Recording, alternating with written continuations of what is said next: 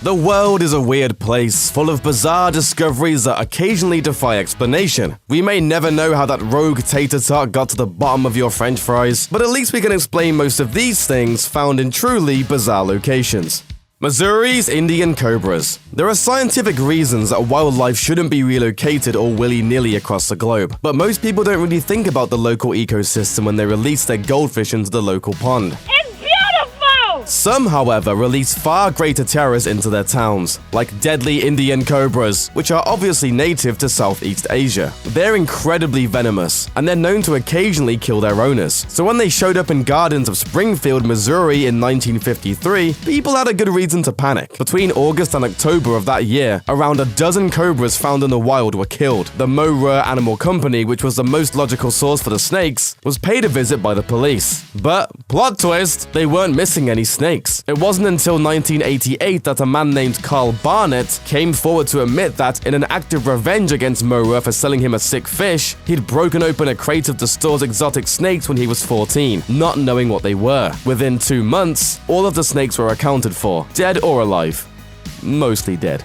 Ireland's wallabies. Wallabies typically thrive in the hot weather of Australia, but against the natural order of all things, they're also found on an island off the coast of Ireland. Sure, the country's damp, cool climate is pretty much the opposite of Australia, but the hoppy bastards somehow thrive on the island of Lambay. So, how did they get there? They were imported in the 1950s by the wealthy Baring family, who used the island to raise all sorts of animals. Native climate be damned. The wallabies survived while many other animals died. Some experts think their ability to grow heavy fur coats helped them weather Ireland's, weather. Even more wallabies were brought to Lambay in the 1980s, when the Dublin Zoo found themselves, like so many of us have, with an overabundance of wallabies. 7 wallabies multiplied to somewhere around 40, and visitors might just see an unlikely, adorable face peeking out at them. And while the wallabies were never meant to be in Ireland, some other weird animal discoveries shouldn't exist at all.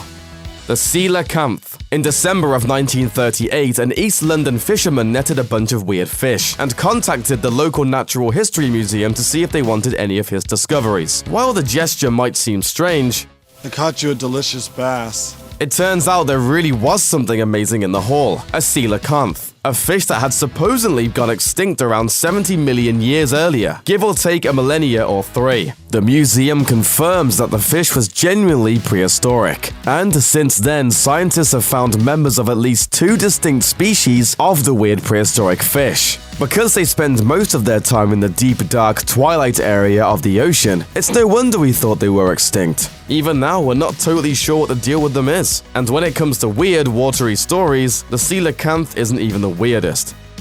Vermont's whale fossils. In 1849, workers were building a railroad across Vermont when they dug up something strange in the middle of a farmer's field. It was a beluga whale, which was 200 miles and a couple of mountain ranges from the nearest ocean. At the time, many looked at the whale skeleton as proof of a biblical great flood. Incidentally, the skeleton was almost destroyed in a flood in 1927, and even though she's still around today, the preservation methods that were used mean we can't accurately date the bones, which by the way were partially assembled backwards with wire, boot polish, horse glue, and burlap. Researchers have dated her bones to sometime around 12,500 years ago, when glacial ice receded across the area and created the Champlain Sea. For the next 2,500 years, the sea was flooded by the Atlantic, and at some point the whale died there and was left in what's now best known as an inland state full of hippies.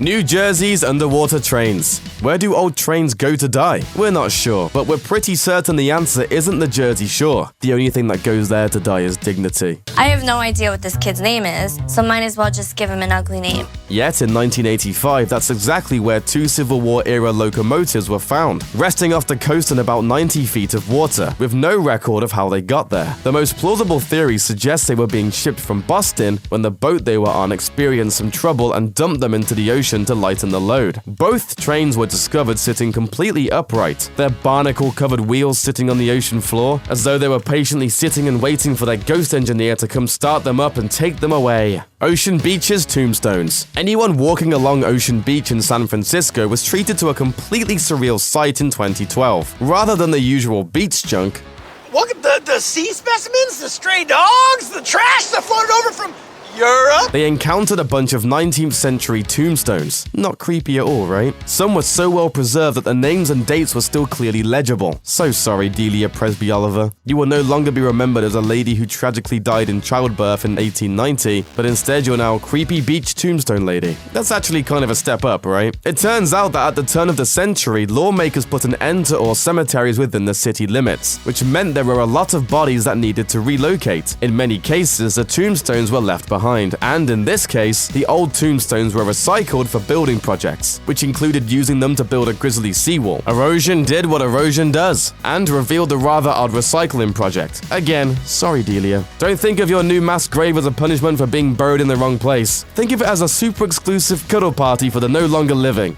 Thanks for watching. Click the grunge icon to subscribe to our YouTube channel. Plus, check out all this cool stuff we know you'll love too.